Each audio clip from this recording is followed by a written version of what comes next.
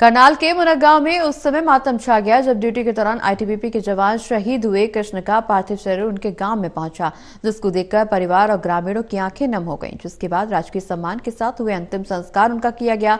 उस समय आईटीबीपी के जवान भी मौजूद रहे। वहीं स्थानीय विधायक योगेंद्र राणा समेत जिला प्रशासन के अधिकारी और बड़ी संख्या में ग्रामीण मौजूद रहे।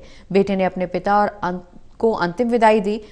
भारत माता की जयकारों से पूरा गांव गूंज उठा। उसने देश की सेवा की, इसलिए मेरे को भी गर्व है। जाने का दुख तो है, लेकिन सेवा करते करते चले गए। मैं उसी के लिए अक्सर वो आपको आकर किससे बताते होंगे लद्दाख के, अरुणाचल? बहुत ज्यादा, क्योंकि मेरा बड़ा बेटा था। जब ये पैदा हुआ तो मेरी उम्र तब 22 वर्ष की थी, तो अब लगा लो हिसाब, मैं 76 वर्ष का हो गया। मेरे बराबर का था, मैं बैठता भी था। उससे बहुत घर के दुख सुख की बातें, अपनी नौकरी के लिए उसने मेरे को मंसूरी में ड्यूटी की तब भी बुलाया, चंबा में ड्यूटी की तब भी उसने मेरे को बुलाया। कई जगहों पे मेरे को उसने घुमाया। सीना चौड़ा हो गया हो तो इससे गर्व से सीना तो चौड़ा होता ही है।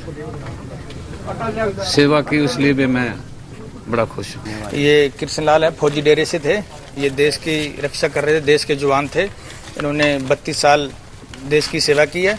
बहुत ही अच्छे तरीके से इन्होंने सेवा की है। ये 3-4 दिन पहले छुट्टी पे आए थे और अभी थोड़े दिन ये गए थे यहाँ पे। इन्होंने देश की बहुत सेवा करी है। कभी भी घर पे आते तो देश के हित में ही बातें करते थे।